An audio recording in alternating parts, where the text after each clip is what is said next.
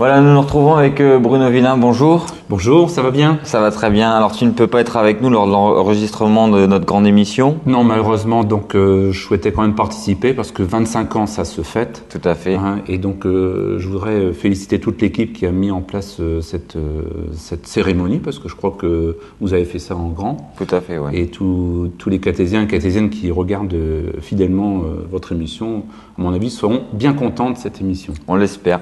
Alors, Bruno, les Cartésiens se rappellent à coup sûr de toi, mais est-ce que tu peux nous rappeler un petit peu ton parcours au sein de Beffroi Vision? Bon, ça remonte à quelques années.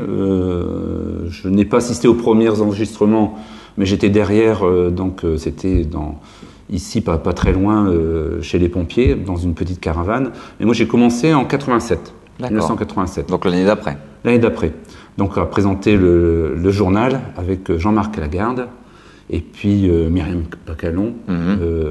Vous vous souvenez peut-être. Donc, bon, c'était pas évident, je me souviens encore, j'ai gardé la cassette et puis raide comme un piqué et on présentait l'actualité. Et donc, à cette époque, eh bien, on filmait toute la semaine. Et le vendredi soir, on se rassemblait jusqu'à 23h, minuit. On montait toutes les cassettes. Et puis, donc, en régie, il y avait une pile de cassettes et c'était le bon moment. C'était le bon moment. D'accord. Tu as été directeur aussi de la régie, je crois. J'étais directeur bien après quand le directeur précédent, qui était Jean-Claude Marchandise, n'a plus voulu s'occuper de la régie. Il cherchait quelqu'un et puis moi j'ai dit que j'étais prêt pour continuer. Donc ça m'a permis de voir un petit peu les deux côtés, l'envers du décor et le côté administratif, donc qui est très rigoureux avec le budget primitif, etc.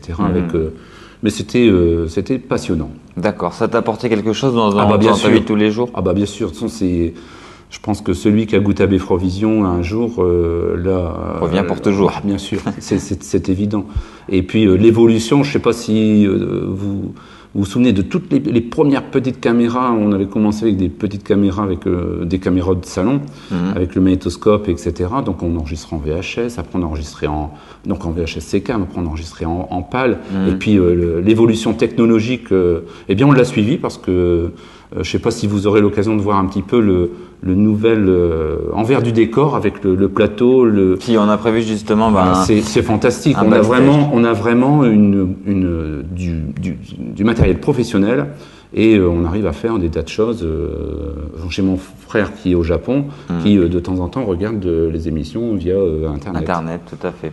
Alors Bruno, est-ce qu'il y a quelque chose qui t'a marqué, un reportage, un sujet? Mais je crois que tu étais le premier animateur à Beffroi Vision à faire des jeux en direct. Oui, avec Patrick Berner, qui n'aimait pas être devant les caméras, mais qui adorait être derrière et faire des montages. Alors ce que je te propose, c'est pendant qu'on discute de ça, on voit les images. Voilà. Donc on a mis en place toutes les semaines, tous les mois. Tous les mois, on proposait une émission spéciale jeu.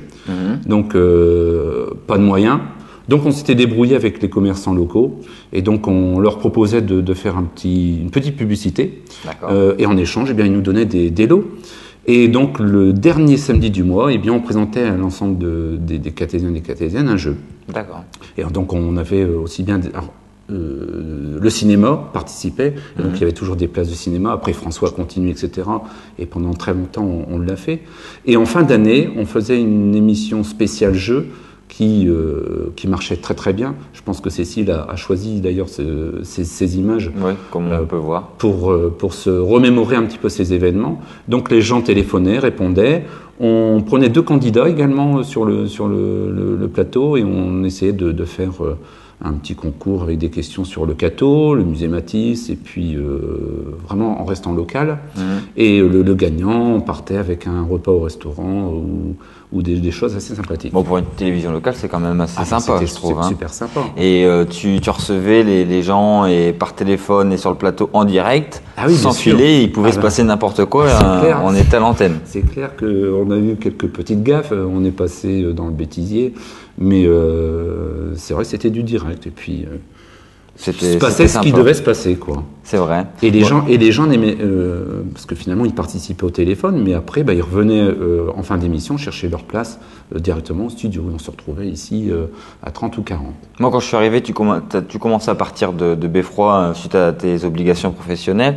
Et je me souviens que on avait mis en place toujours les tickets de cinéma et que les gens téléphonaient énormément, etc. C'était vraiment une très bonne ambiance à cette époque. On donnait 2 ou 3 places par semaine, et c'est toujours sympa. Bah, alors, après, après ces jeux, on a créé avec Patrick Berner toujours une émission qui s'appelait Dossier Plus, où c'est pareil, une fois par mois, d'autres personnes avaient pris les jeux en route, et donc on avait créé une autre émission qui a duré un an et demi, où on essayait de faire plusieurs choses. On présentait un tableau du musée Matisse, où Dominique Zimusiak le commentait, donc ça pouvait permettre aux gens qui n'avaient pas l'occasion d'aller au musée de voir les œuvres de Matisse. Et puis on faisait un petit jeu avec les places cinéma, et ensuite on présentait un sujet. On a vu par exemple la fabrication de la bêtise de Cambrai, l'élevage de daims, le fonctionnement d'une écluse de mémoire, tout ça en restant vraiment dans le coin. Donc à la fois ludique et... Tout à fait. Et tous les deux en même temps. Ouais. Donc est-ce que tu as eu un message à lancer à nos catésiens pour cette année qui se termine?